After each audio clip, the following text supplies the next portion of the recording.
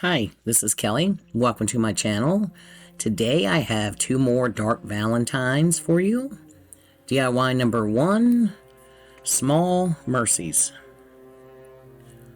This is a quick and easy one. I have these two, they're actually little games, dating games, or get to know you games from Dollar Tree. And they're just heart-shaped plastic boxes. And we're just going to transform them with some paint for the most part. I've got my rich black chalk paint. And I've got my black currant chalk paint.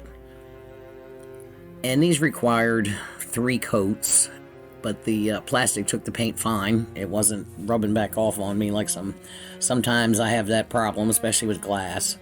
But make sure that first coat is dry. I have this textured paper from Hobby Lobby. I have 2 different ones. And I made a template of the inside of the box. And we're just going to trace that with my pencil and cut it out.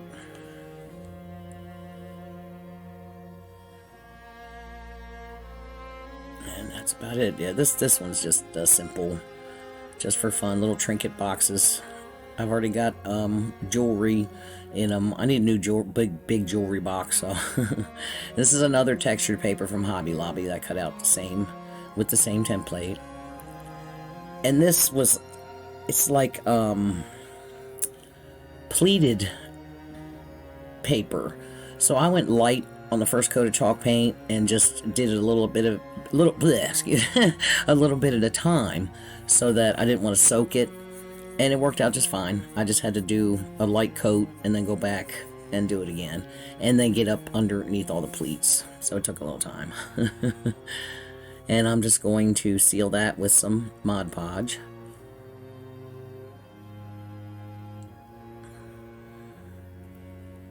And then once that's dry, I'm going to take my champagne gold, and we're just going to go across all those raised areas.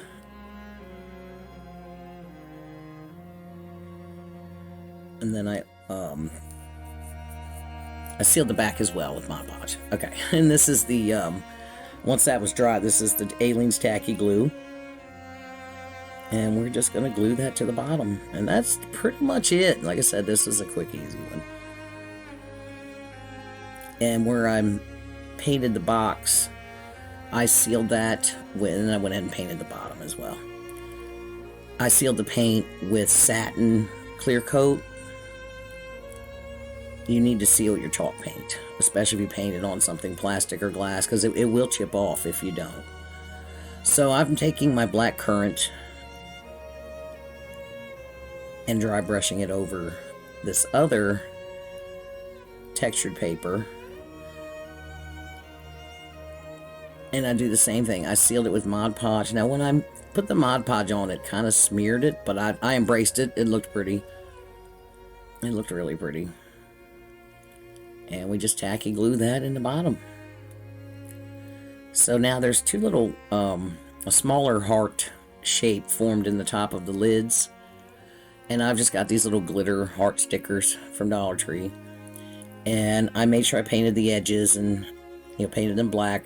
And then I added some more black to the top and just doused that in black glitter. Then the other one, I do the same thing, but I use gold. So now I'm going to dry brush the actual boxes with the champagne gold metallic. Get around the edges.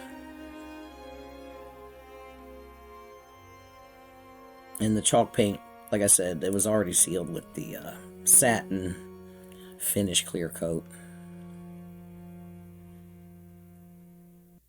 Just go all around, get all those ridges.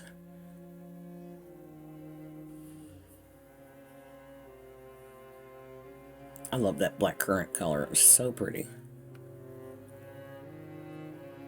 And there we have it. Now I'm going to add some tacky glue to the sticker. Some paint got underneath the edge, so you want to make sure you get some glue around the edge.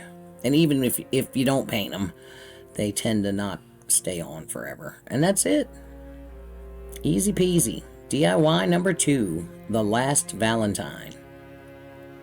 I got these black napkins at Ollie's, and they're super heavy duty. They're only 1 ply, but they're really thick. And they give a nice texture, and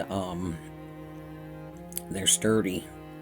They do require a little more Mod Podge to decoupage them on. You got to keep adding it. But basically what I'm going to do is I'm going over the top edge of the box. I got this tin at Dollar Tree also, by the way. And bring it over to the inside and overlap it. Make sure you cover that very top. And you see I need quite a bit of Mod Podge on the top of it as well to soak it through. It's like cloth. This napkin is like cloth. And we've torn these in strips. You don't want to cut them. You want them to be torn edges so they blend together a little better. And a little more Mod Podge. Yeah, like I said, it took a lot to get it to start soaking through that napkin. But once you get started, the first one's going to be slippery, but once you get started and you have an anchor piece, you're good to go. And then I also bring it down the sides and down onto the bottom. And I do also cover the bottom with strips of napkin. I don't know if I show that coming up or not, but... And it's got that ridge, so once you bring it around, you see me pressing it with my fingers and then with my brush here, and make sure it's pressed all the way down in that ridge so you don't have a pocket that doesn't get glued down. And again, with something like you could use fabric, you could just use tissue paper to do this. I didn't want to deal with painting that tin. I didn't know how it would take the paint. So I said, and then I thought I was going to paint it when it was done, but I didn't have to. It turned out really cool with just these black napkins. But you can use paper towels. And then once it's dry, you can paint it whatever color you want. And it gives it texture, and you know the paint's going to adhere to it, other than on the tin, it might not. It probably won't. Or, it'll be too delicate, it'll chip off too easily, even if you seal it. I would suspect. I don't know, but yeah, if you want to paint it, I would still add some kind of texture to it and then paint that. So the bottom is all done and dry, and now we're going to address the lid.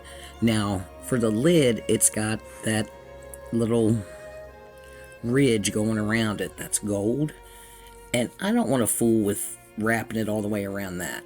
So in this situation, I'm tearing strips, but I'm tearing it against the edge because I do want a straight edge on one side. You see, I'm lining it up with that ridge because I'm just going to let that gold color show and just bring it up around the edge of the top there. Do our next piece, and yeah, you see it's torn on all sides but one, and I've got that straight edge to just line it up with that little ridge.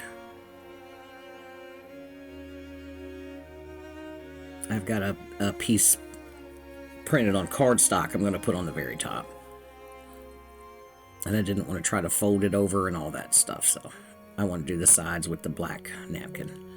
So I've already traced out the heart.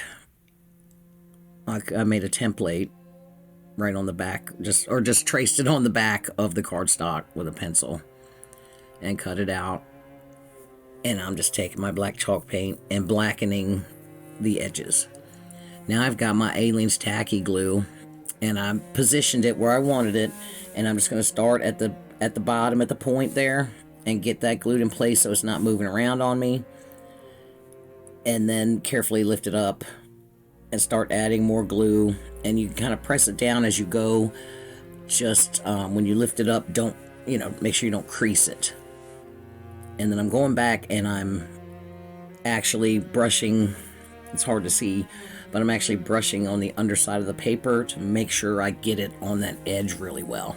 Because I don't want to just start putting it on the box and not knowing where all the glue is going to go.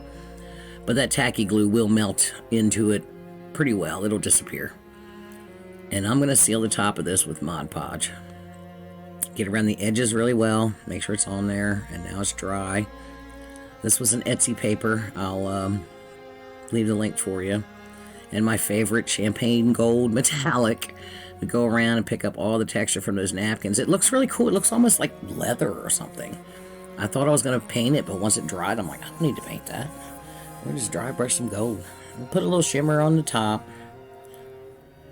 And look how pretty. You could leave it at that and it's pretty, just a pretty little box. And I'm going to go ahead and paint the bottom of the tin on the inside black. As we're going to fill it with some Spanish moss and some fun items, but we don't want that gold showing through. Now I got this rolling adhesive from Hobby Lobby. You can also get it at Dollar Tree. And what I did, I'm using the same cardstock that I used on the lid for the inside of my Valentine, and then another pretty paper that I just printed on regular paper. And I didn't want to use Mod Podge and get it all wrinkly, so I used that rolling tape. And then I glued that little key charm to the front. Sorry, my video is moving faster than I can talk here. So I got this little skeleton hand there, a little set of tongs. I got at Dollar General. They were only $1 a pair, so I bought a bunch of them. And I painted that with primitive. It's similar to like sandstone, kind of a bone color. And then I've got this black flash color change metallic from Hobby Lobby.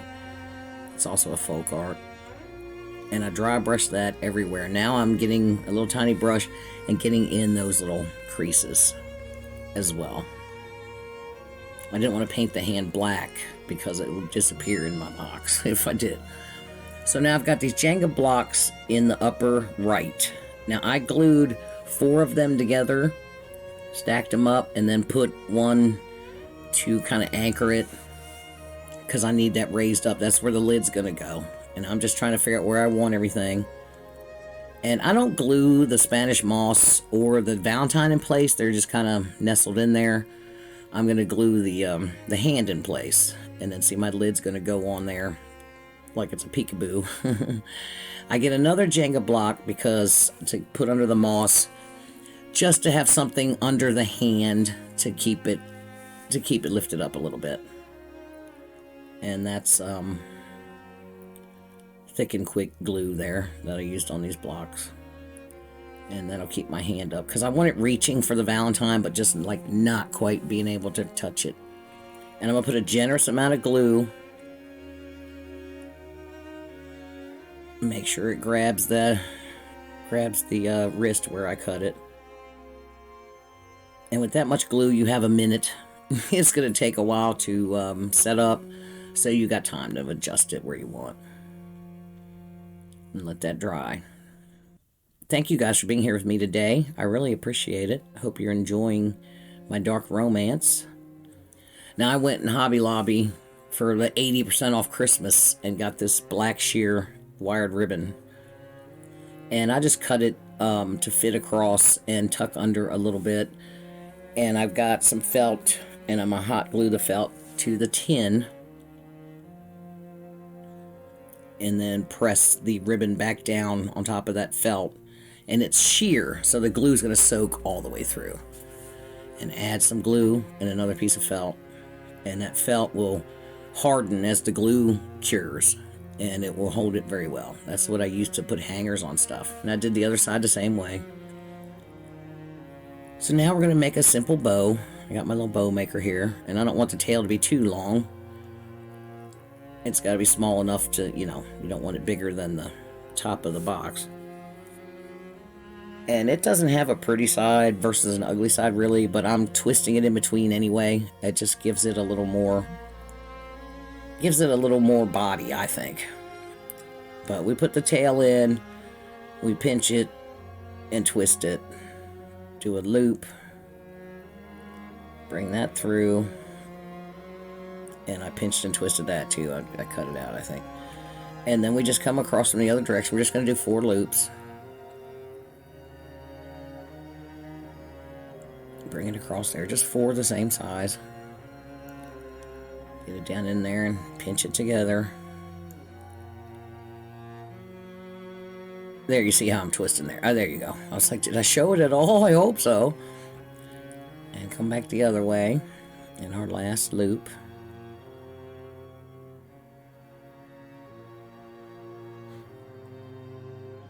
Yeah, Hobby Lobby had 80% off Christmas, so I go straight to the ribbon every time. I can always find, people don't buy the black ribbon at Christmas time, imagine that, but I'm Gothic and Halloween, so I want all the black ribbon, right? So now I'm just going to tie the center with this thin black twine. Fluff it up a little bit. Just a pretty little bow. Now in hindsight, what I should have done, see where I'm pinching that ribbon? I should have taken a piece of twine and cinched it together and then just glued the bow on top, but I decided I was going to tie the bow to it. It worked, but I was fighting with it going, no, why didn't I do it the other way? But it's all good. But yeah, it would have been easier to just trim off that string and then use a separate piece to cinch the center of the ribbon. But it worked out. It worked out just fine. So I tie it like 3 or 4 times. Make sure I got a nice tight knot. And then the excess string where I cut it, I tucked under there and then added my glue. But yeah, it would have been easier to cinch that separately, but that's okay. It worked out. Even another fluff. This ribbon is so pretty. And I paid like $2 for it or something. Probably not even that much, $1.50. Something like that. I think I got 2 rolls of this and 2 rolls of another, like a woven sheer black. And we're just going to fold the ends of the tails and dovetail those. Fold it in half and cut from the fold up towards the wired edge. And then we're going to glue this to the Jenga blocks. But I take a piece of felt here, and I want it to be at a little bit of a slant, and I don't know if you can really see what I'm doing, but I started rolling up as tight as I could. Just add a little glue and keep rolling up one side of that felt. And it's going to be kind of higher on the one edge than the other. Just hot glue that in place. And I'm going to run some glue down that lower edge as well as that higher edge where I've rolled up the felt.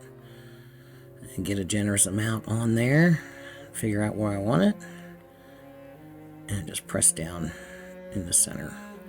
And this is all done. So easy and fun and beautiful. Love it. Here's my reveal, my little trinket boxes.